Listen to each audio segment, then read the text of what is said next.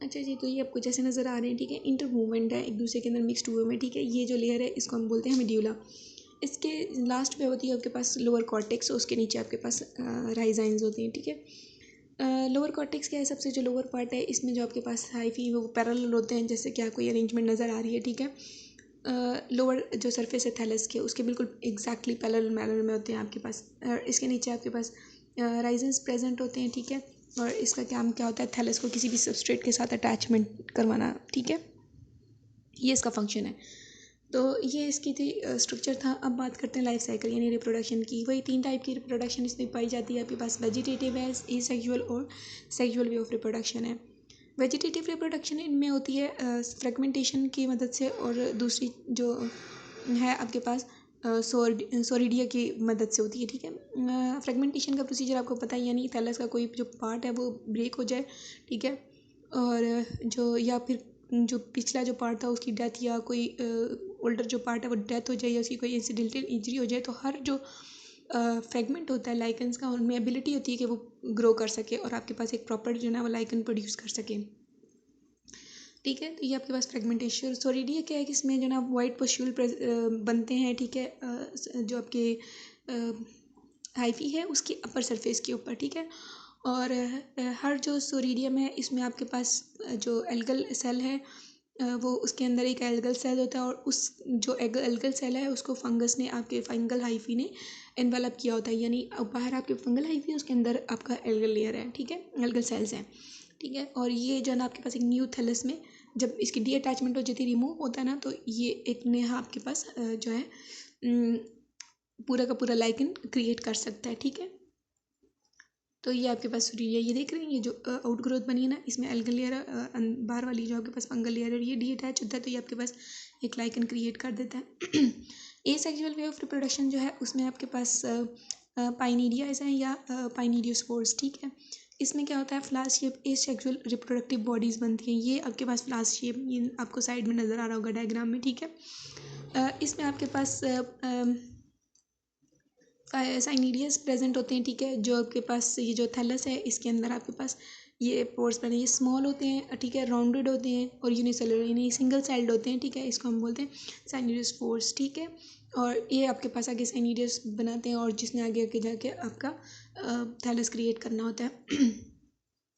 Asexual reproduction में सबसे पहले आपके पास आता है एपोथिकम, ठीक है, यानी जो सेक्सुअल रिप्रोडक्शन है, ठीक है, वो क्या होती है, कप शेप फ्रूटिंग बॉडी बनती है इसमें, ठीक है, जिसको हम कहते हैं एपोथिकम, ठीक है। और इसके अंदर आपके पास सेपरेटेड एस्कोस्पोर्स होते हैं, यानी एक सेपरेशन वाले, जिसमें एक सेपरेशन होती है, ठीक है, ऐसे एस्कोस्पोर्स प्रोड्यूस होते हैं एपोथिकम के अंदर, ठीक है। दूसरी चीज़ आपके पास है एस्कोगोनियम, ठीक है।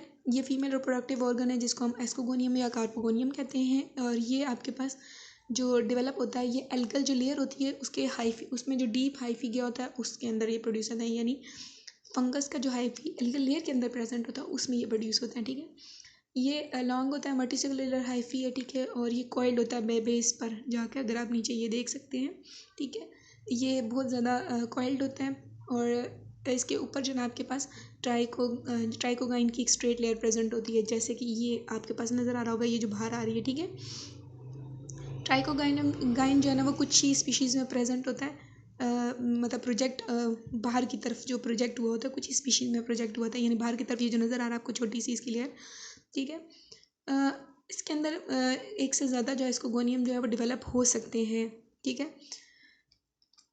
अब इसके बाद क्या होता है, इसमें से कोई एक जो है ना वो बाद में जाके फर्टाइल होता है, यानी जिसमें एबिलिटी होती है कि वो फर्टिलाइजेशन का प्रोसीजर कर सके।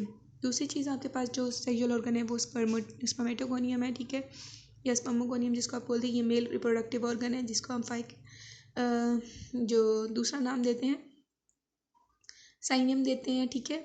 ये आपके पास प्लास शेप कैविटी होती है, जैसे आपको साइड में नज़र आ रही है, ठीक है, और इसके आप डिफरेंट पार्ट्स भी देख सकते हैं, ठीक है। ये एक ओपनिंग है इसकी बाहर की तरफ, ये जो एंड पे ओपनिंग है, ठीक है, ये बाहर की तरफ इसकी एक ओपनिंग है, और इसने क्या करना, ये जो ओपनिंग है ये क्यों बनाई गई, ताकि इसमें से बाद में से जो आपके स्पर्म्स प्रोड्यूस हो रहे हैं वो बाहर आ सकें, ठीक है।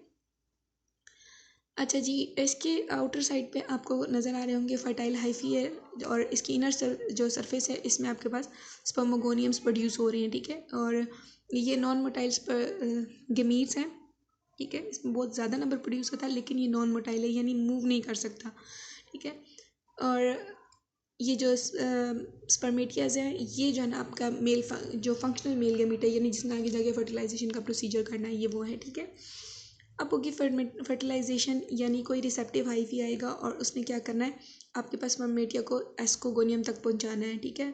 अब वहाँ पे जाके ये डिज़ोल्व होंगे, मेल जो न्यूक्लियस है वो माइग्रेट कर जाएगा ओवोगोनियम में, यानी फीमेल पार्ट में जो है ना वो माइग्रेट कर जाएगा। इस तरह वो दोनों एक जो न्यूक्लियस है वो अरेंज हो जाएंगे पेयर में, पेयर फॉर्म में, यानी फीमेल का और मेल का जो न्यूक्लियस है वो पेयर की फॉर्म में, पेरीफ्री ऑफ द वॉल, यानी बिल्कुल जो एंड है, सरफेस होती है ना उसकी बिल्कुल एंड की तरफ जो वॉल है उधर जाके ये अरेंज हो जाएंगे, ठीक है।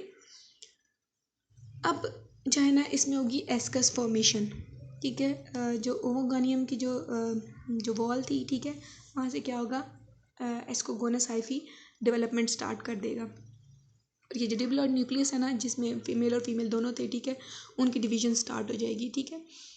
और इसके बीच में एक सेप्टा भी क्रिएट हो जाएगा। अब ये जो एसाइज हैं, ठीक है, जो कि टर्मिनल सेल्स, जो एस्कोगोनियस का जो टर्मिनल सेल था, हमने क्योंकि पहले बात की थी, वो बिल्कुल पेरीफ्री पे अरेंज होता है, ठीक है, तो उसके टर्मिनल सेल्स हैं, वहाँ से एसाइज डेवलप होंगे। उसके बाद उसके अंदर एक प्रोसीजर होगा कैरियोगैमी, ठीक है। जो इसका मदर सेल्स थे ना, उसमें कैरियोगैमी होगी। कैरियोगैमी मैं आपको बता चुकी हूँ, ठीक है। प्लाज्मोगैमी और कैरियोगैमी क्या होती है, न्यूक्लियस डिवीजन को क्या कहते हैं, ठीक है। और इस तरह आपके पास 8 एस्कोस्पोर्स प्रोड्यूस होंगे। ये जो स्पोर्स है ना, ये जो आपकी जो वॉल है, ठीक है, एलोंगेटेड एसाई जो है ना, एक वो लेयर प्रोड्यूस होती है, ठीक है, जिसको हम कहते हैं हाइमीनियम। ये पहले भी हम डिस्कस कर चुके हैं, ठीक है। तो ये उस लेयर में जाके हाइमीनियम में जाके अरेंज होंगे। ये जो एसाइज हैं, एलोंगेटेड एसाइज है ना, इस लेयर में जाके अरेंज हो जाएंगे। अब जो स्टेराइल हाइफी है वो डेवलप करेगा और इसको हम बोलते हैं पैराफिसिस, ठीक है। जो स्टेराइल हाइफी है इसकी डेवलपमेंट होगी, तो इसके बाद इसको हम इस जो प्रोसीजर है इसको हम बोलते हैं पैराफिसिस। और वो हाइफी जो आपका स्पर्मोगोनियम के नीचे प्रेजेंट है, ठीक है, वो डेवलप करेगा और उसने वॉल बना देनी है, फ्रूटिंग बॉडी की जो वॉल थी वो बना देनी है, ठीक है। और इस फ्रूटिंग बॉडी की जो वॉल है, ये जो फ्रूटिंग बॉडी है, इसको हम क्या बोलेंगे, एपोथिकम, ठीक है। ये पहले भी हम डिस्कस कर चुके हैं कि एपोथिकम क्या थी, आपकी फ्रूटिंग बॉडी थी। और ये किसने प्रोड्यूस की है, जो आपके हाइफी स्पर्मोगोनियम के नीचे प्रेजेंट है ना हाइफी, वो डेवलप करता है और उसने वॉल बनाती है, वो वॉल बनाता है फ्रूटिंग बॉडीज़ की, ठीक है। और ये फ्रूटिंग बॉडी आगे जाके एपोथिकम कहलाते हैं। तो ये था आपका आज की स्पीशी थी, ठीक है। और मेरे ख्याल आप लोगों को सबको समझ में आ गया होगा। तकरीबन सारे जो लेक्चर्स हैं वो स्पीशीज़ हैं वो सेम मैनर में ही जा रही हैं। ओके बच्चे, अल्लाह हाफिज़, हैव अ नाइस डे।